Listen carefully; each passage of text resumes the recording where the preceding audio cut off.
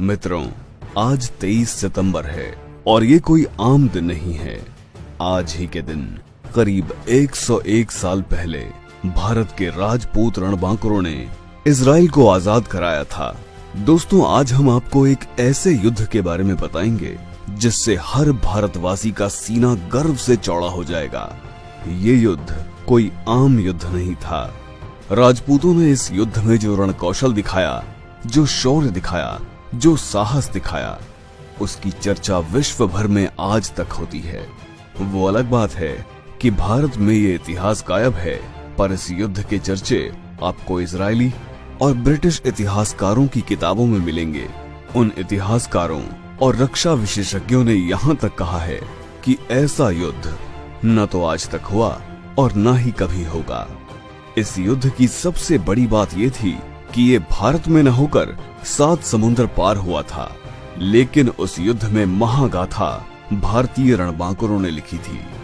इस युद्ध की सबसे अद्भुत बात यह थी कि जहां हाइफा पर पहले से कब्जा जमाए हुए ऑटोमन सेना के पास मशीन गन, तोपों जैसे हथियार थे और भारत के राजपूतों के पास सिर्फ उनके वफादार घोड़े और तलवारें थीं।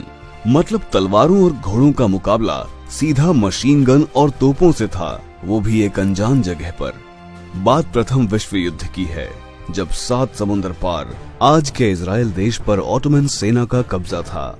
ऑटोमन सेना में जर्मनी, हंगरी, ऑस्ट्रिया जैसे देश शामिल थे और इस सेना ने पिछले 400 साल से इजराइल के मुख्य शहर हाइफा, जो कि समुद्र के किनारे बसा है, उस पर अधिकार किया हुआ था।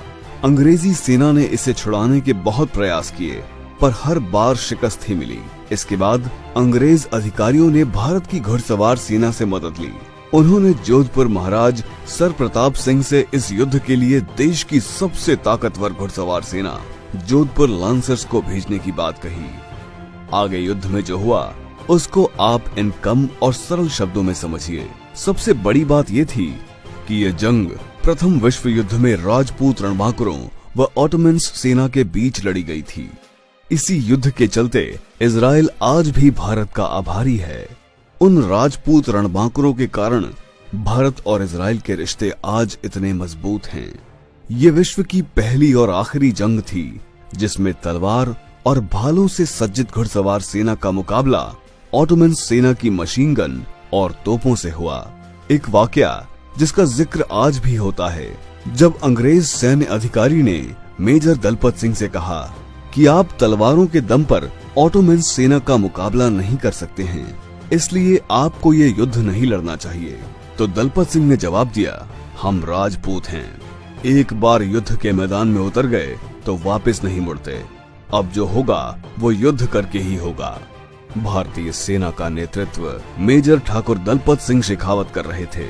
दुनिया में राजपूतों से बेहतर और बहादुर कैवलरी चार्ज कोई नहीं कर सकता, और राजपूतों में भी मारवाड़ के राजपूतों से बेहतर कैवलरी चार्जर नहीं हुए। ये संयोग ही है कि दुनिया के आखिरी सफल और बहादुर कैवलरी चार्ज भी इसी मारवाड़ के सबसे एलीट जोधपुर लांसर्स के नाम है। मैसूर लांसर्स सहयोगात्मक रोल में थे। सिर्फ 1 घंटे में इन राजपूत शेरों ने 400 साल से गुलाम हाइफा शहर को दुश्मनों से आजाद करा लिया। इस युद्ध में 900 भारतीय सैनिक व 60 घोड़े वीर गति को प्राप्त हुए। इन्हीं की याद में दिल्ली में हाइफा चौक का निर्माण किया गया। भारतीय सेना ने करीब 1350 ऑटोमन सैनिक व 36 अधिकारी बंधक बनाए थे।